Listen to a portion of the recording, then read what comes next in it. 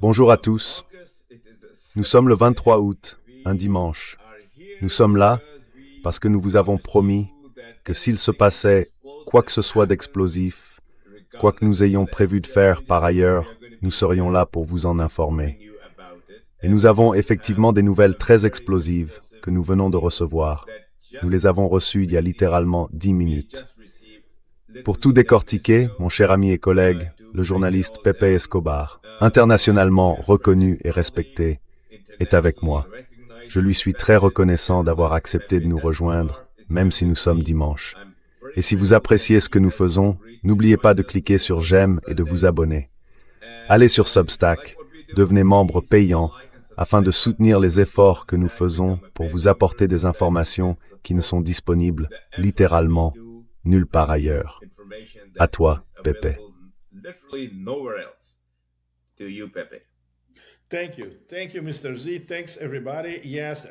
Merci. Merci, Monsieur Z. Merci à tous. Oui, nous sommes dimanche. C'est complètement en dehors de notre programmation habituelle, mais c'est absolument essentiel. D'abord parce que je vais redonner la parole à Monsieur Z dans une minute. Il a 2 révélations de dernière minute, 2 véritables bombes à nous livrer coup sur coup. Ensuite, nous pourrons les analyser avec un peu plus de temps. Et tout cela est lié à ce qui va se passer demain. Une visite cruciale du maréchal Asim Mounir à Téhéran pour discuter d'une liste gigantesque de sujets, tous d'une immense importance. Mais d'abord, je reviens vers vous, Monsieur Z. Donnez-nous donc ces 2 bombes, l'une après l'autre.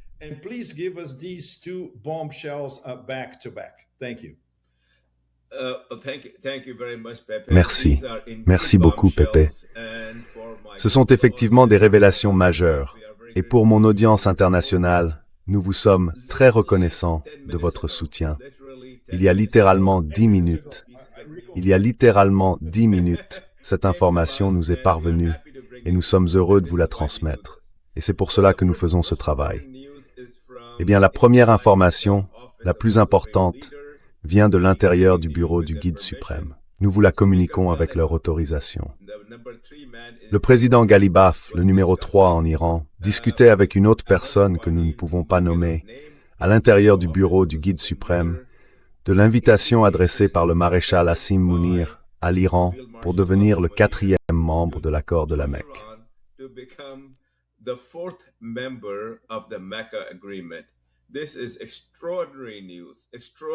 C'est une nouvelle extraordinaire. Une nouvelle extraordinaire. Et quand Asim Mounir sera à Téhéran demain lundi, ce sujet sera tout en haut de la liste des discussions entre Asim Mounir et tous les dirigeants iraniens, absolument tous, à l'exception du guide suprême. Bien sûr, le guide suprême est informé de tout ce qui se passe. Il va rencontrer Mohsen Rezaei, le bras droit du guide suprême. Il va rencontrer Ghalibaf, qui en discutait, le président Pezeshkian, Araghchi, le ministre des Affaires étrangères, ainsi que d'autres responsables militaires et civils.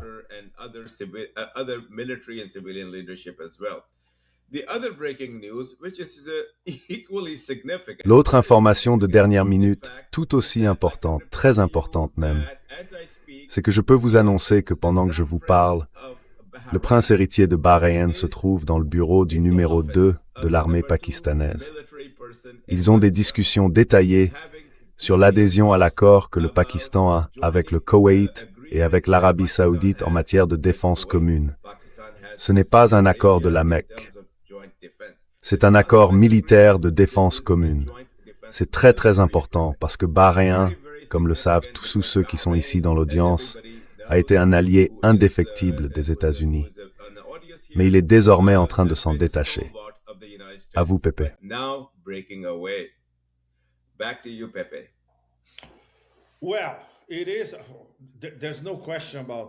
Eh bien, oui, cela ne fait aucun doute. Ce sont en soi des éléments qui changent la donne. Depuis hier samedi, on en parlait beaucoup, mais sans confirmation. Il y avait des rumeurs, des sous-entendus selon lesquels cette invitation était déjà sur la table. L'invitation officielle du Pakistan à l'Iran pour rejoindre le pacte de la Mecque.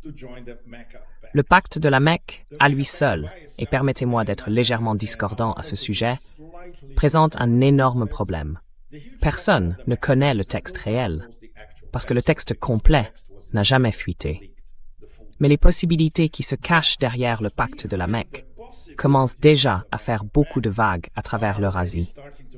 Il ne s'agit pas seulement de cette invitation à l'Iran, dont nous savons maintenant qu'elle est déjà sur la table et qu'elle sera probablement discutée officiellement.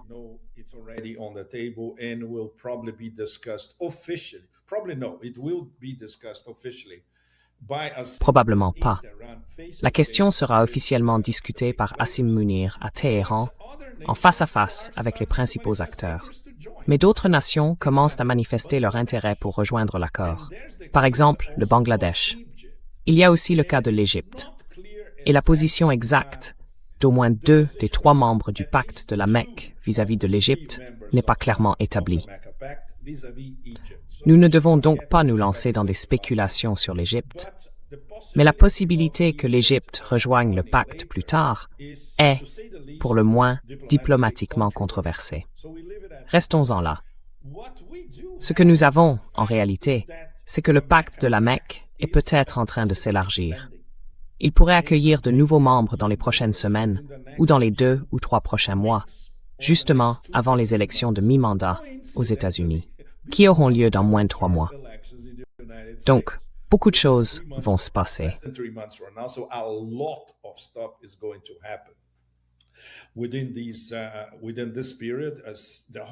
Pendant cette période, tout le mois de septembre, octobre et le début novembre, qui, soit dit en passant, coïncide avec le fait que l'Iran tient essentiellement bon. Et pas seulement ça, l'Iran passe à l'offensive et, pour le dire à la manière d'un titre un peu pop, fait tout pour en gros faire paniquer Donald Trump et son administration et lui faire perdre les élections de mi-mandat. C'est désormais la politique officielle, non officielle, clandestine, directe et indirecte du gouvernement iranien. C'est fini. L'ère de la patience stratégique est officiellement terminée. Désormais, l'Iran passe à l'offensive. Et d'ailleurs, quand on regarde ce que Mohsen Rezaei a dit récemment, notamment ce week-end, il affirme que s'il y a la moindre provocation ou escalade de la part des États-Unis, nous répondrons immédiatement, de manière extrêmement ferme.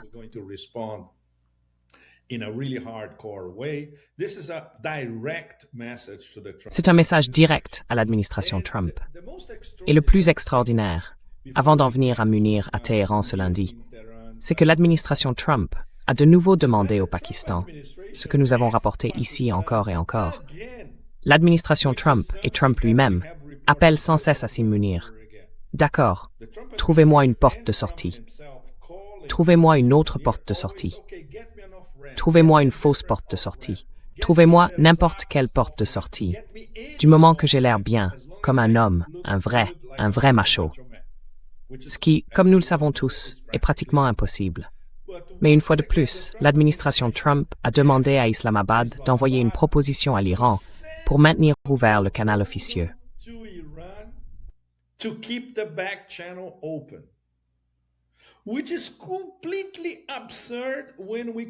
Ce qui est complètement absurde quand on compare avec l'homme de main de Soros, cet affreux Scott Bessent, qui pense pouvoir transformer 90 millions d'Iraniens en mendiants dans les rues. Et il y croit vraiment. Alors qu'ils lancent contre l'Iran une soi-disant guerre économique et financière totale, dont ils font eux-mêmes la publicité, le président des États-Unis demande à l'ancien médiateur, que lui-même, le président des États-Unis, a rétrogradé diplomatiquement il y a seulement quelques jours. Nous en avons d'ailleurs parlé ici ces derniers jours. S'il vous plaît, faites n'importe quoi pour ramener l'Iran à la table des négociations. Comme si l'Iran avait envie de parler à quelqu'un qui ne respecte aucun engagement.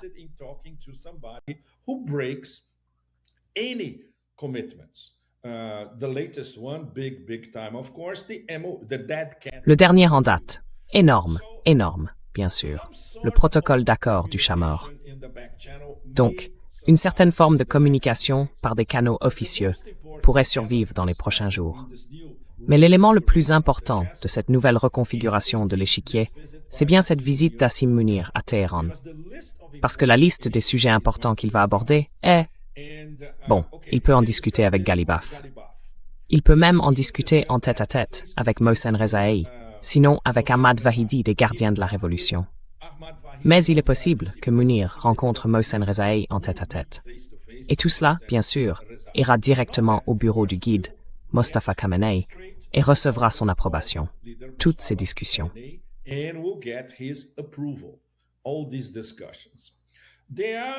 y a, on peut identifier, je dirais, plus ou moins 5 grands sujets qu'ils vont aborder demain à Téhéran. D'abord, qu'en est-il du chat mort? Y a-t-il la moindre possibilité de ressusciter ce chat mort? Ce n'est pas 9 vies. À ce stade, il en a au moins 1500.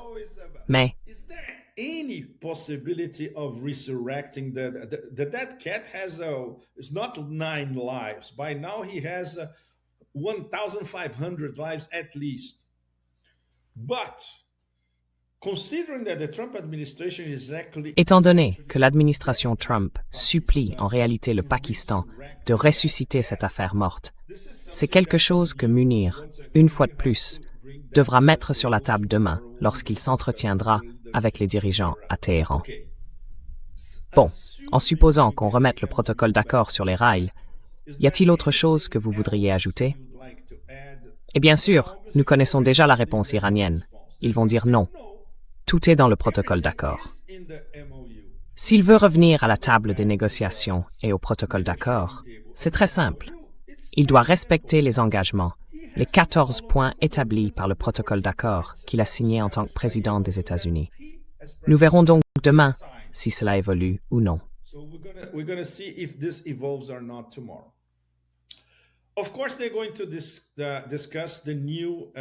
Bien sûr, ils vont discuter du nouvel accord piloté par Scott Bessent. Et ce personnage est tellement affreux que pour l'instant, je préfère m'abstenir, parce qu'il pense réellement être plus intelligent que n'importe qui, où que ce soit, et il croit que sa guerre économique et financière totale va forcer l'Iran à céder. Donc, évidemment, cela sera discuté autour de la table demain. Et c'est directement lié à la manière dont Asim Munir va présenter aux dirigeants iraniens cette possibilité que tout le monde revienne à la table des négociations. Mais négocier quoi? Il n'y a rien à négocier. Et les Iraniens vont, une fois de plus, dire « il n'y a rien à négocier ». Nous n'allons pas conclure un nouveau protocole d'accord. Tout ce qui doit être négocié figure dans le protocole d'accord. Donc c'est le protocole d'accord ou rien.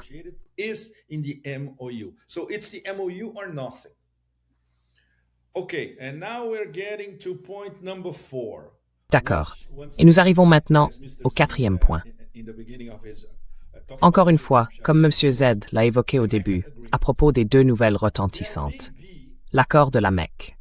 Asim Munir pourrait expliquer en détail à ses interlocuteurs à Téhéran ce que recouvre cette invitation faite à l'Iran de rejoindre le pacte de la Mecque et à quelles conditions. Évidemment, nous n'aurons pas de décision immédiate de l'Iran demain, ni dans les prochains jours. Mais on peut soutenir que la personnalité politique, militaire et géopolitique la mieux placée pour l'expliquer en détail aux dirigeants iraniens, c'est Asim Munir lui-même. C'est donc quelque chose qu'il va devoir. Sa prestation devra être absolument irréprochable, afin de convaincre les Iraniens que ce serait dans l'intérêt national de l'Iran.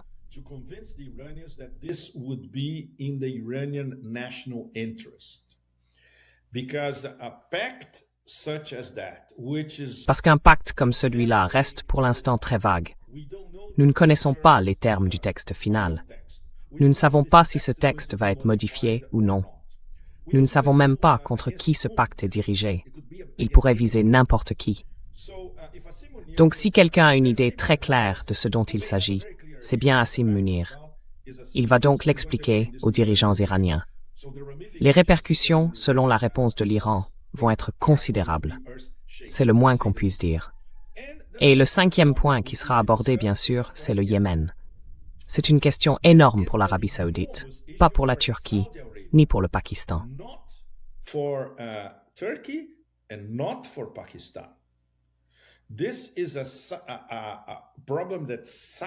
C'est un problème que l'Arabie saoudite s'est créé elle-même, et ils ne peuvent tout simplement pas trouver d'autre solution qu'une solution diplomatique, ce que évidemment MBS considérera comme une perte de face ou quelque chose de ce genre. Non, ils doivent agir diplomatiquement. Sinon, s'il y a une simple attaque saoudienne contre quoi que ce soit relevant des infrastructures yéménites, dans le port de Hodeïda, dans le nord du Yémen, à Sanaa, etc., la réponse sera encore plus dévastatrice qu'auparavant. Et cela inclura alors des attaques yéménites contre les infrastructures pétrolières saoudiennes, y compris l'oléoduc Est-Ouest, et pas seulement des raffineries, comme à Jizan ou dans le port de Yanbu.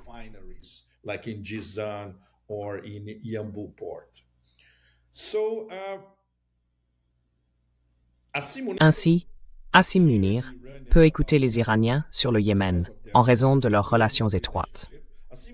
Il peut apprendre de l'Iran comment gérer le Yémen, et c'est quelque chose qu'il pourra ensuite transmettre à MBS lorsqu'il retournera au Pakistan. Voilà donc, essentiellement, les 5 principaux points qui seront abordés lors de ce voyage extrêmement important demain.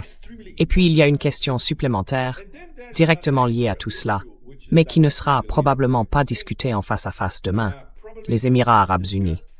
C'est un sujet que l'Iran comme le Pakistan connaissent très très bien, car ils examinent les actions des Émirats, les surveillant dans le moindre détail en fait.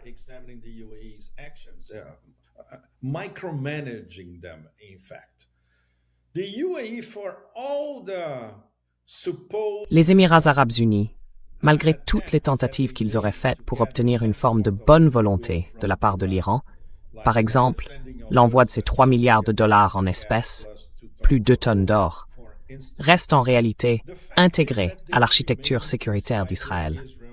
Donc, c'est les États-Unis, Israël et Abu Dhabi. Et cela ne va pas changer de sitôt. Les Émirats ne misent pas sur l'intégration eurasiatique, c'est le moins qu'on puisse dire, pour aller droit au but. Et leur position est complètement différente de celle non seulement de l'Iran, mais aussi de la Russie et de la Chine. Donc on ne peut pas dire ça. Et le plus fou en fait, ce qui rend la situation encore plus, ça n'a aucun sens, c'est qu'ils sont tous membres à part entière des BRICS, qui vont se réunir dans 3 semaines à New Delhi.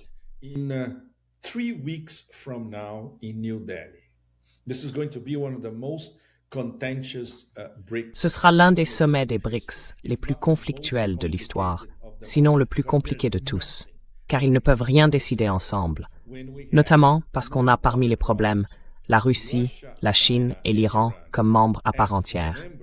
Et de l'autre côté, vous avez les Émirats arabes unis, alliés aux États-Unis et à Israël. Donc, attendez-vous à de gros problèmes à New Delhi.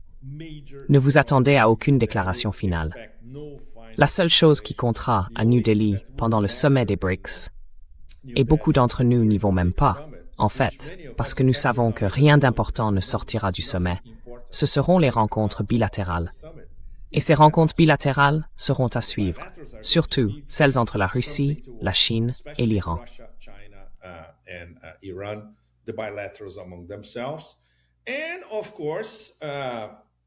Et bien sûr, les rencontres bilatérales impliquant l'Inde. S'il y a par exemple une rencontre bilatérale entre l'Inde et la Chine, elle sera négociée par les Russes. Et bien sûr, la rencontre bilatérale entre la Russie et l'Inde, où les Russes vont essayer de faire entendre raison aux Indiens. Tout cela est donc interconnecté, du déplacement de Munir demain à Téhéran jusqu'à ce qui se passera au sommet des BRICS dans 3 semaines. Ce sont 3 semaines absolument cruciales à suivre, et nous vous donnons, en gros, le tableau de ce qui pourrait ou risque de se produire au cours des 2 prochaines semaines, à commencer demain avec Asim Munir à Téhéran. Je vous rends la parole, Monsieur Z. Back to you, Mr. Z. Eh bien, une autre série de discussions très très importantes dont je sais avec certitude qu'elles auront lieu demain, parce que j'ai eu accès à cette information, portera sur le fait que le Pakistan et l'Iran vont parler d'une multiplication par 10 de leurs échanges commerciaux au cours des 3 prochaines années. Ils passeraient d'environ 10 milliards à 100 milliards en 3 ans. En 3 ans. Alors oui, en 3 ans. Et c'est tout à fait réalisable parce que le Pakistan et l'Iran ont beaucoup de choses à échanger. Beaucoup de choses. Il existe une formidable bonne volonté et un travail préparatoire considérable a déjà été accompli.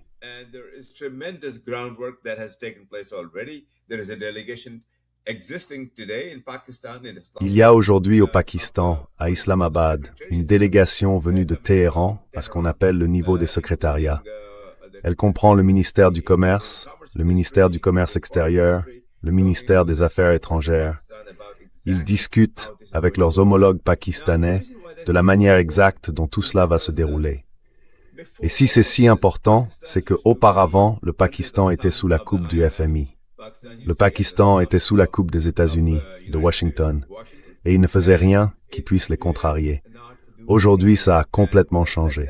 Complètement changé. Totalement. Totalement changé.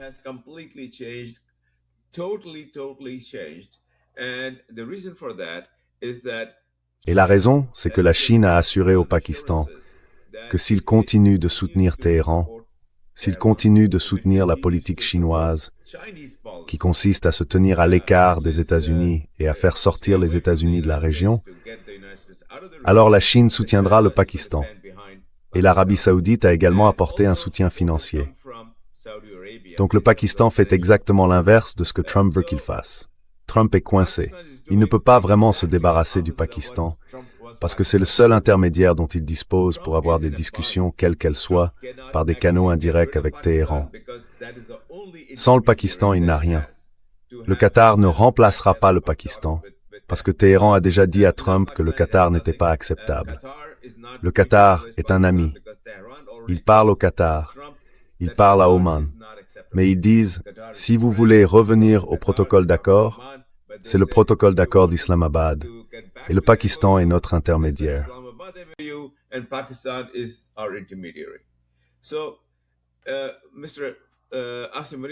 Donc, M. Hassim Ali va aussi parler des échanges commerciaux importants qui vont avoir lieu entre les deux pays.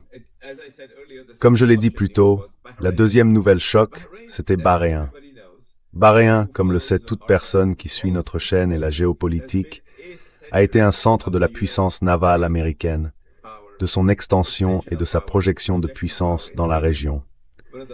C'est l'un des principaux endroits de la région où la marine américaine possède des bases. Et Bahreïn est maintenant à Islamabad pour discuter avec le Pakistan de son adhésion comme nouveau membre de l'accord du Qatar, de l'accord de la Mecque. Non, pas l'accord de la Mecque, pardon, de l'accord saoudien, l'accord militaire.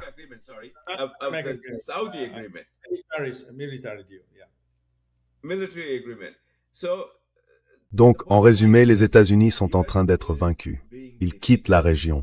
Et ce qui émerge à leur place, c'est une relation extraordinaire entre l'Iran, la Chine, la Russie, le Pakistan, les autres pays du Golfe, à l'exception des Émirats arabes unis, et l'Afghanistan. Il n'y a vraiment plus de place pour les États-Unis là-bas. Le pétrodollar est affecté, parce que l'une des choses les plus importantes que l'Iran va faire, c'est de veiller à ce que les échanges ne se fassent pas en dollars. La Chine va soutenir cela, la Russie aussi. Alors attendez-vous à ce que d'ici 2 ans, le dollar ne soit plus la monnaie de réserve qu'il était.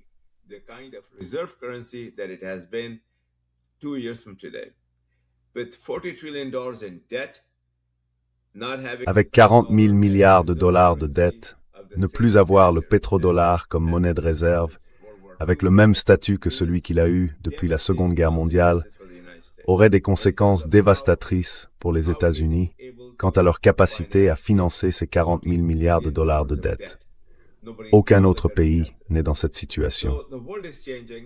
Donc le monde est en train de changer. Des événements extraordinaires sont en cours. Et je suis honoré que des gens comme Pepe Escobar, qui a parcouru le monde pendant des décennies, et qui comprend sur le terrain exactement ce qui se passe, parle de ces transformations. Mais aujourd'hui, nous les voyons se produire. Nous voyons le nouvel ordre mondial se mettre en place. Je vous redonne donc la parole, Pepe.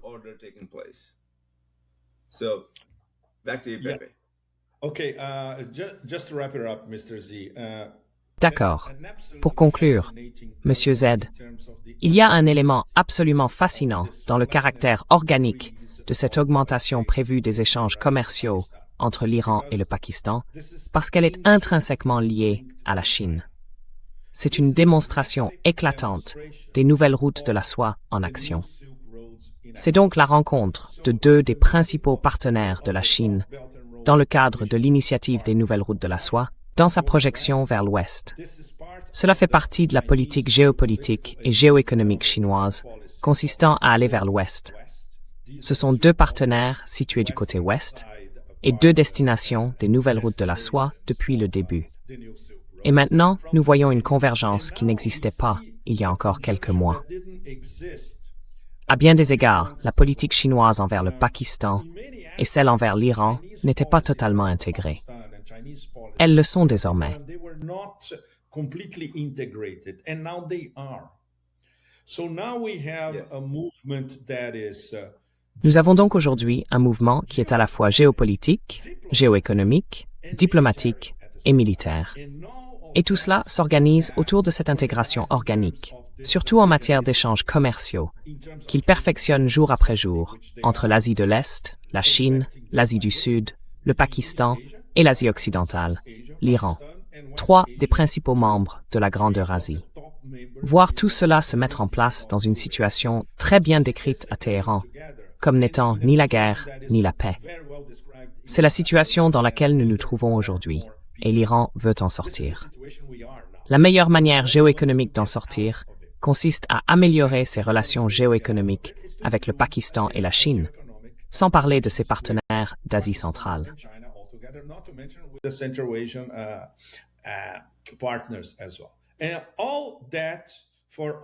Et tout cela, pour vous tous, c'est ainsi que l'intégration de l'Eurasie, qui peut parfois sembler être un concept presque métaphysique, se manifeste concrètement.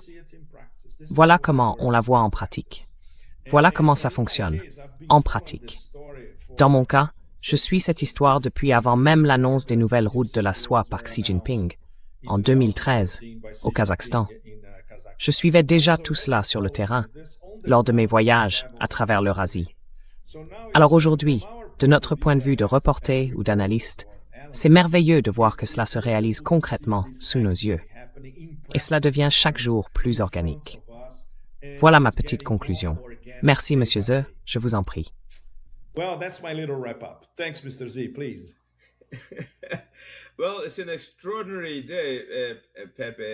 Eh bien, c'est une journée extraordinaire, Pépé. Une journée extraordinaire parce qu'aujourd'hui, nous sommes dimanche. Ce soir, Asim Mounir sera à Téhéran pour parler de toutes ces questions et parvenir à un accord sur ces questions. Nous en entendrons parler dans les semaines qui viennent, dans les jours qui viennent. Et par conséquent, Trump n'aura plus de chance. Littéralement, plus aucune chance. Il a tenté la pression militaire maximale. Cela n'a mené nulle part. Besen, l'épouvantable Besen, a tenté la pression économique maximale et nous savons déjà qu'elle a commencé à s'effondrer. C'est la meilleure façon dont je peux le décrire. Elle a commencé à s'effondrer. Aucune chance. Le Pakistan a ouvert les portes encore plus grand. Encore plus grand. La Chine a dit non, hors de question. Alors, avant de partir, j'aimerais vous poser une question, parce que je suis sûr que notre public mondial voudrait le savoir. Où Trump va-t-il à partir de là?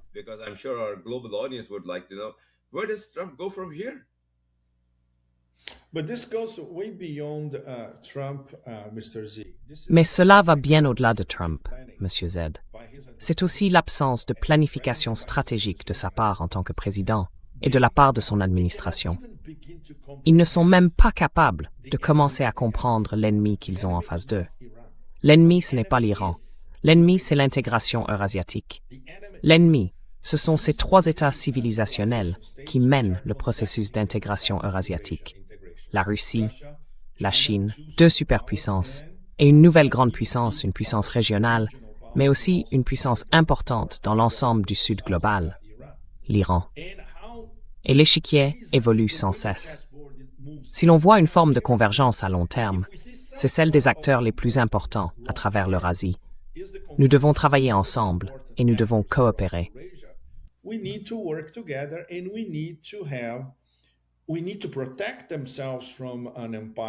Nous devons nous protéger d'un empire déchaîné qui devient de plus en plus dangereux.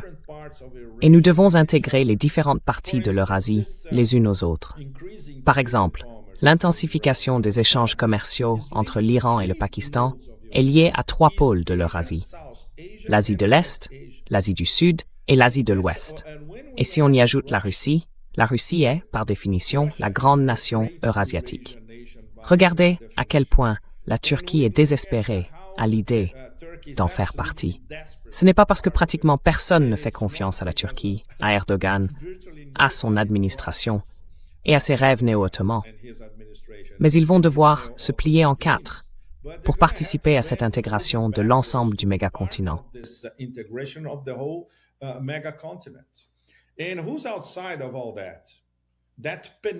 Et qui est en dehors de tout ça? Cette péninsule de l'Eurasie qu'on appelle l'Europe. C'est leur propre décision et ils vont payer un prix incroyablement élevé pour leur manque de vision et en fait, leur stupidité.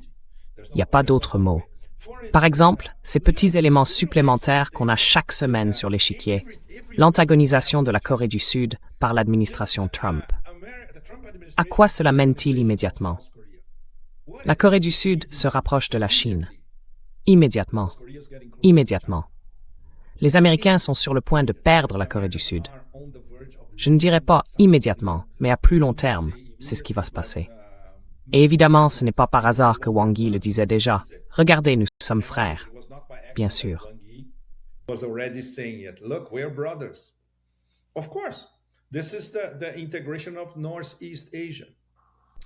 C'est l'intégration de l'Asie du Nord-Est.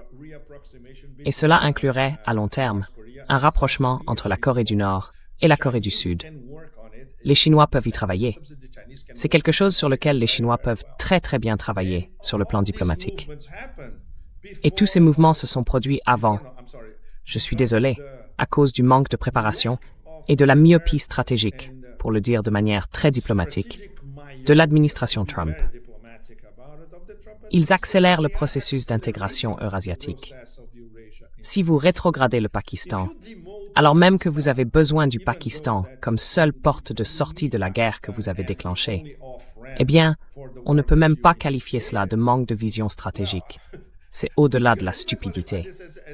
D'ailleurs, vous savez, même un étudiant en politique ne ferait jamais quelque chose comme ça. Mais c'est ça, le problème.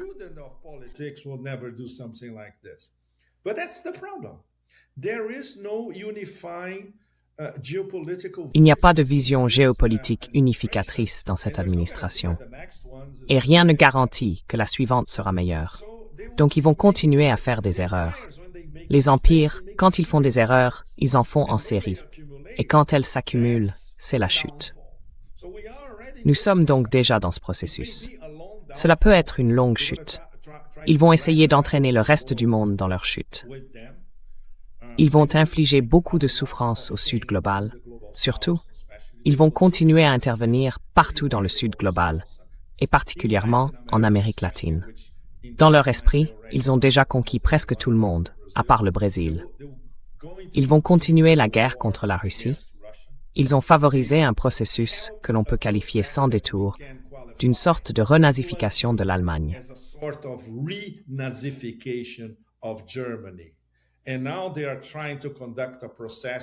Et maintenant, ils essaient de mener un processus qu'on peut aussi décrire sans détour comme une renazification du Japon. Ils vont le payer très très cher. Parce que lorsqu'ils ont fait ça dans le passé, le XXIe siècle, c'est une toute autre histoire. Le moteur du XXIe siècle, c'est l'Eurasie dans son ensemble, comme un corps organique, le supra-méga-continent qui a été le supracontinent le plus important de l'histoire de l'humanité pendant des siècles. Tout le temps, sauf les 2 derniers siècles, les 230 ou 240 dernières années. Et maintenant, ils se rapprochent de nouveau. Et ils vont déterminer le destin géopolitique dans un avenir prévisible. Il y aura eu ce petit intervalle pendant lequel les Américains ont cru que le reste de l'histoire leur appartenait. Non. Votre histoire n'a duré que 70 ou 80 ans. Bye bye. C'est fini.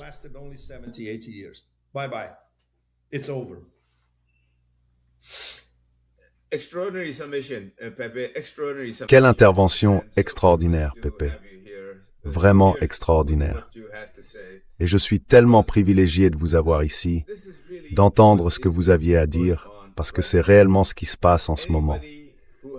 Toute personne ayant comme vous une connaissance aussi approfondie et une telle expérience sur le terrain serait d'accord avec vous. Et ceux qui ne le sont pas, ce sont pour la plupart des commentateurs payés par les grands groupes qui se livrent à de la propagande. Et c'est pour cette raison que nous sommes ici, pour pouvoir vous apporter les vraies informations.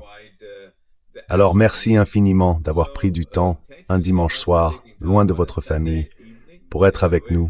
Je vous en suis très reconnaissante. C'est un privilège de vous avoir ici. Et pour notre public, n'oubliez pas de cliquer sur j'aime et de vous abonner. Nous nous retrouverons demain avec Larry, puis de nouveau avec Pepe mardi et tous les 3 mercredis. Nous continuons à vous apporter ces informations parce qu'il est si important que vous sachiez exactement ce qui se passe. Alors merci beaucoup, vraiment. Au revoir. Merci à tous. Santé. À très bientôt.